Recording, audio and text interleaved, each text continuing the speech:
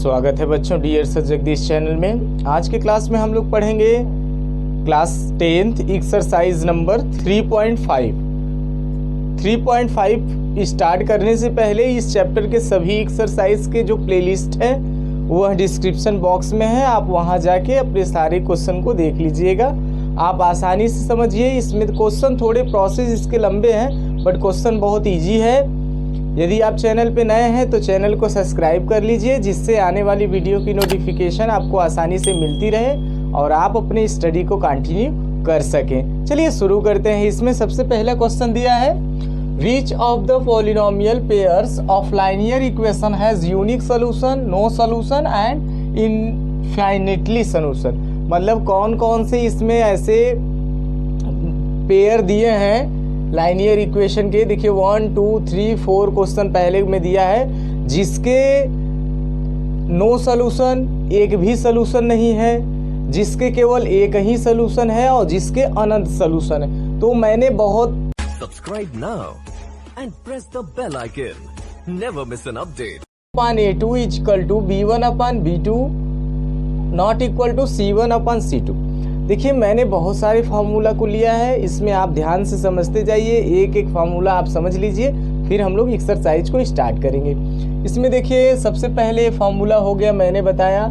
Second पर देखिए A1 upon A2 not equal B1 upon B2। तो ये किसका पहले फार्मूला है वो मैं आपको एक्सप्लेन करूँ। ये देखिए पैरेलल का। पैरेलल मतलब दोनों लाइन आपस में क्या होगा, ये समांतर होगा। इक्वेशन फर्स्ट का लाइन, इक्वेशन सेकेंड का। जब पैरेलल हो जाएगा तो इसका कोई हल ही नहीं होगा, हल हम निकाल नहीं सकते। तो इसलिए हमने यहाँ लिख दिया नो सोल्यूशन। यदि आपको ऐसा कभी मिल जाएगा तो हल करने की आपको जरूरत नहीं है, इसके नो सोल्यूशन होंगे। सेकेंड पर देखिए इंटरसेक्ट।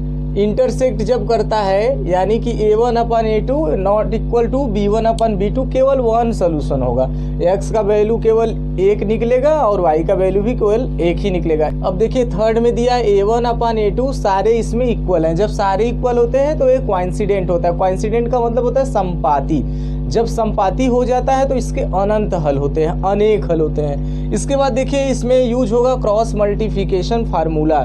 क्रॉस मल्टीप्लिकेशन फार्मूला इसमें यूज होगा। क्रॉस मल्टीप्लिकेशन फार्मूला को आप लोग फटाक से इसको अपने कॉपी पे नोट करके और इसे याद कर लेंगे, तब आपको आगे इस क्वेश्चन को करने में बहुत आसानी लगेगा। ये देखिए सब में आगे वाले एक्सरसाइज में ऐसे हमको लगता है कि एग्जामिनेशन में 6 मार्क्स के ऐसे क्वेश्चन पूछे जाते हैं। देखिए x upon B1 C2 minus B2 C1, y upon C1 A2 minus C2 A1 और 1 अपॉन A1 B2 और माइनस A2 B1। तो एक एक करके, जैसे आपको x का वैल्यू निकालना है तो इसको बीच में का हटा के इक्वल कर देंगे, y का वैल्यू निकालना है तो x वाले को हटा के इसको इक्वल कर देंगे। अब देखिए इसका स्टैंडर्ड इक्वेशन। स्टैंडर्ड इक्वेशन का मतलब ये होता है कि आखिर हम A1 और B1 कहाँ से पाएंगे, C1 कहाँ से पाएंगे, A2 कहाँ से पाएंगे। तो ये स्टैंडर्ड इक्वेशन होता है। इसका कंपेरिजन आप किसी भी इक्वेशन से कराएंगे तो आपको A1 A2 और B2 B1 C2 सबका वैल्यू मिल जाएगा आसानी से। तो सबसे पहले चलिए हम करा के देखते हैं क्वेश्चन नंबर फर्स्ट से।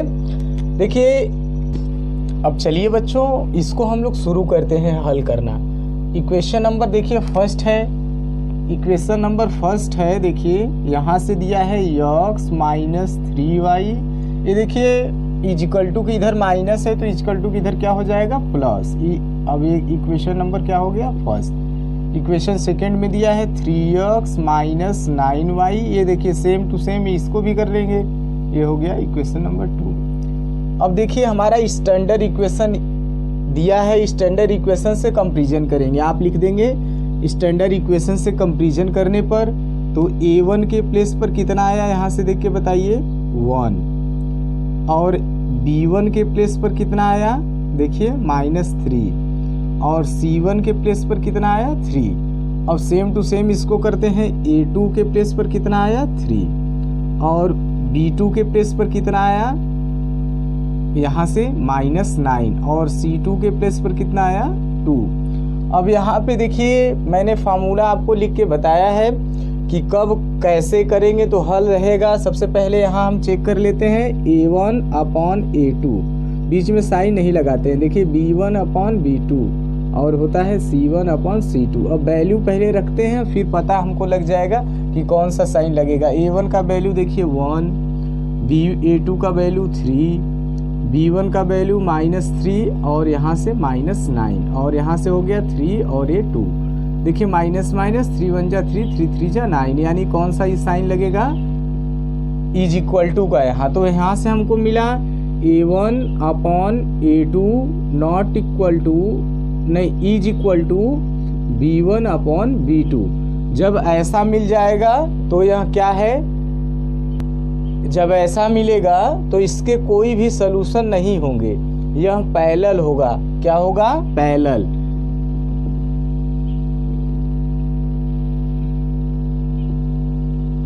पैरेलल हो जाएगा, पैरेलल का कोई सलूशन नहीं होगा। तो आप लिख दीजिएगा यहाँ पे नो सलूशन, यानी हल नहीं है। अब देखिए बच्चों, हम लोगों को A1 A2 B1 B2 C1 C2 और का वैल्यू मिल गया है। तो अब यहाँ क्रॉस मल्टीप्लिकेशन यानी वज्र गुणनखंड विधि का जो फार्मूला है दिया है। अब मैं इस फार्मूला में सबका वैल्यू रख रहा हूँ। तो देखिए यहाँ पे x अपॉन, देखिए B1 C2, B1 है हमारा 1 और C2 कितना है -8। तो मल्टीप्लाई करिए, 8 का मल्टीप्लाई 1 में हो जाएगा,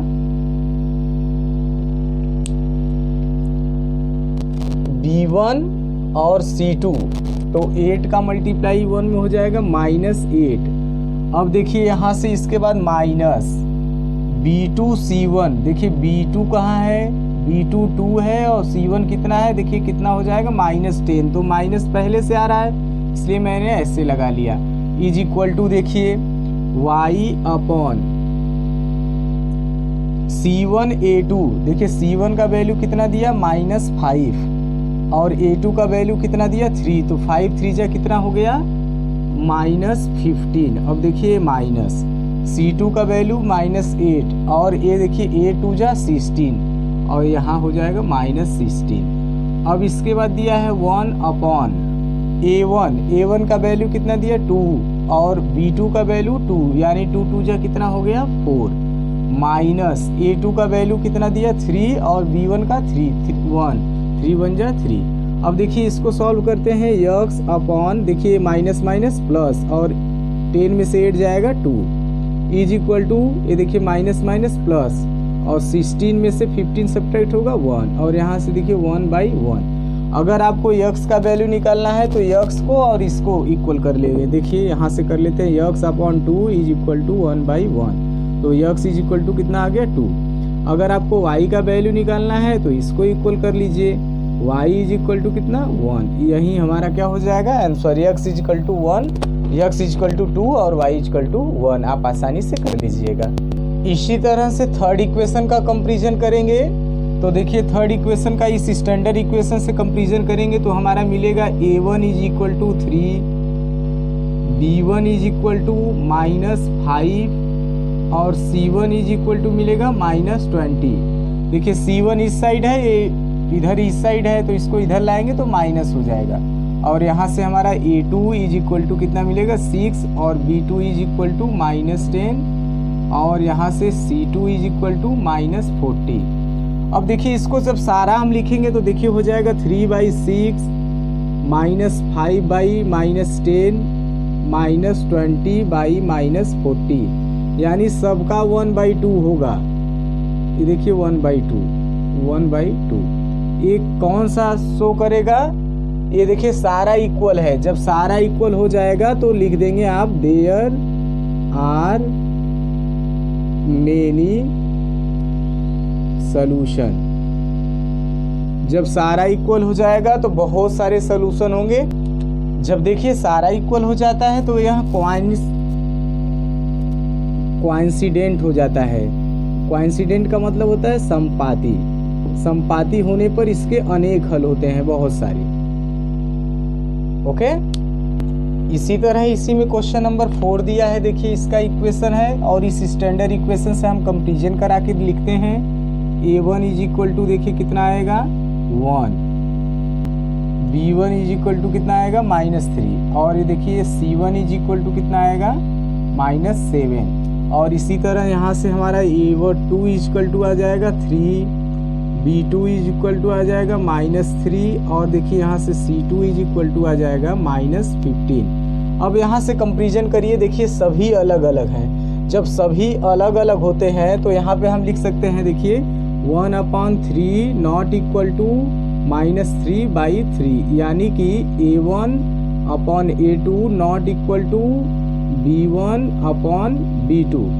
जब ऐसा मिले तो यह इंटरसेक्ट है, जब इंटरसेक्ट होगा तो इसके 1 सॉल्यूशन होंगे। अब इसको हम लोग इस इक्वेशन में रखते हैं, क्रॉस मल्टीप्लिकेशन में, और सॉल्व करते हैं। तो देखिए क्रॉस मल्टीप्लिकेशन के इक्वेशन में हम रख रहे हैं। तो देखिए सबसे पहले यहाँ पे हमारा यक्स अपॉन होता है B1 और C2, यानी देखिए माइनस क्या हो जाएगा प्लस, 15 3 जा 45। अब देखिए इसको हम करेंगे यक्स अपॉन कितना हो जाएगा 45 में से 24 इज इक्वल टू होगा y अपॉन, देखिए यहाँ से हो जाएगा -6 इज इक्वल टू 1/6। अब देखिए x upon 24 is equal to 1/6, तो यक्स इज इक्वल टू ये इधर हो जाएगा 24/6 यानी कि 4। यक्स का वैल्यू कितना आया 4, और इसी तरह y का भी निकाल लेंगे, y इज इक्वल टू -6/1/6, तो y इज इक्वल टू -6/6 कितना आ जाएगा -1।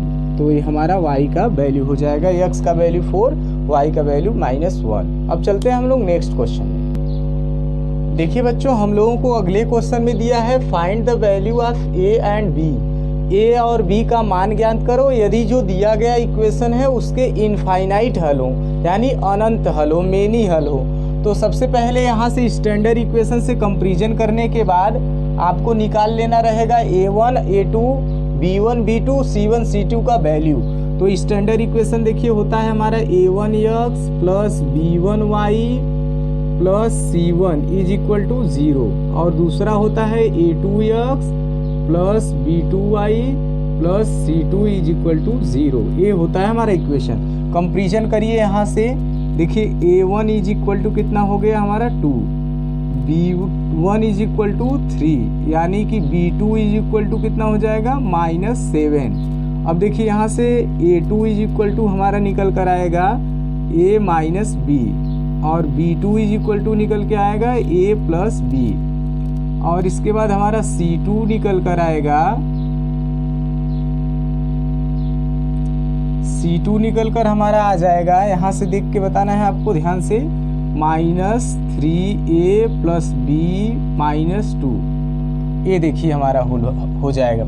अब इसके बाद जब इसके इनफाइनाइट हल है यानी कि अनंत हल है, तो फार्मूला आपको ये होगा यहाँ A1/A2 is equal to B1/B2 is equal to C1/C2। ये देखिए ये हो गया। अब A1 का वैल्यू कितना है देखिए लिखेंगे, इसी तरह आप हल कर लीजिएगा। A2 का वैल्यू A माइनस B। अब देखिए B1 का वैल्यू है 3/B2 का वैल्यू है A प्लस B। अब इसके बाद देखिए यहाँ है -7 और यहाँ पर है -3A प्लस B -2, यानी माइनस माइनस हमारा क्या हो गया, क्रॉस हो गया। अब देखिए एक एक को लेंगे, इसको ले लीजिए और इसको ले लीजिए। चलिए सॉल्व करते हैं। तो हो जाएगा हमारा 2/A minus B is equal to 7/3A plus B -2। अब इसका मल्टीप्लाई इधर कर लेते हैं, क्रॉस मल्टीप्लिकेशन करा लीजिए, ध्यान से करते हैं। देखिए हो जाएगा हमारा 2 3 जा 6A plus 2B -4 is equal to 7A minus 7B। अब इसको सारे को इधर ट्रांसफ़र करके लाइए, 6A minus 7A plus 2B plus 7B is equal to देखिए हो जाएगा 4। यहाँ से हल करेंगे -A और यहाँ से क्या हो जाएगा plus 9B is equal to हमारा 4। इक्वेशन नंबर 1 मान लेंगे। अब इसी तरह इसको भी हल कर लेंगे। देखिए 3/A plus B is equal to 7/3A plus B -2। Cross multiplication करिए 3 3 जा 9a plus 3b minus 6 is equal to 7a plus 7b। अब चलिए इसको सबको बुलाइए इधर आने के लिए। 9a minus 7a plus 3b minus 7b is equal to देखिए हो जाएगा 6। यहाँ से करेंगे तो 2a, यहाँ से करेंगे देखिए कितना हो जाएगा minus 4b is equal to कितना हो जाएगा हमारा 6। अब 2 कॉमन ले लेंगे, a minus 2b is equal to कितना 3। ये इक्वेशन नंबर 2 हो गया। अब इक्वेशन फर्स्ट और इक्वेशन सेकेंड से वैल्यू निकालेंगे हम लोग। चलिए निकाल के देखते हैं। देखिए बच्चों इक्वेशन नंबर 1 और इक्वेशन नंबर 2। और देखिए a का अपोजिट साइन है यानी हम ऐड कर देंगे। यहाँ पे आप ऐड जोड़ने पर यहाँ से देखिए क्रॉस हो जाएगा, यहाँ से हो जाएगा 7b इज इक्वल टू 7। तो b इज इक्वल टू हो जाएगा 7/7 यानी कितना हो जाएगा 1। तो b का वैल्यू किसी इक्वेशन में रख लीजिए। देखिए इसी में रख लेते हैं 1 में।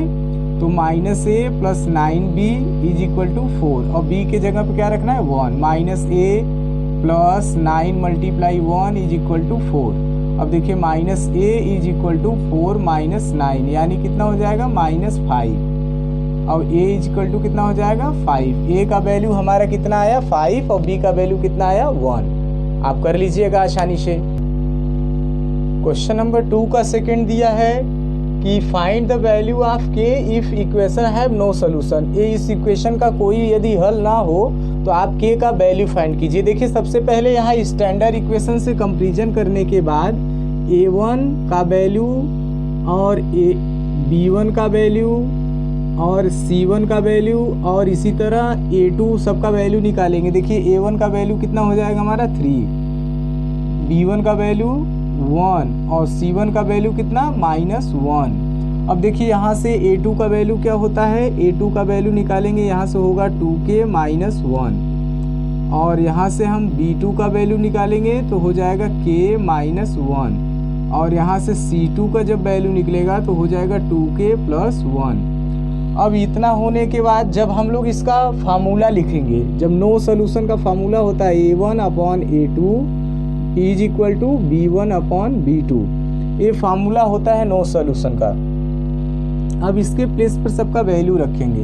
a1 के प्लेस पर 3, a2 के प्लेस पर रखना है 2k माइनस 1 और b1 का क्या दिया है 1 और यहाँ पे क्या दिया है b2 का k माइनस 1। अब देखिए इसका क्रॉस मल्टीप्लिकेशन कराइए तो इसका हो जाएगा 3k minus 3 is equal to 2k minus 1। अब यहाँ से देखिए इधर आके ट्रांसफ़र हो जाएगा 3k minus 2k is equal to -1 और यहाँ से और a प्लस 3 यहाँ से हो जाएगा k इज इक्वल टू हमारा 2। तो k का वैल्यू कितना आ गया 2। यदि बच्चों आपको ये वीडियो पसंद आए तो अपने दोस्तों के साथ शेयर कीजिए ताकि उनको भी स्टडी में मदद मिल सके। Thanks for watching.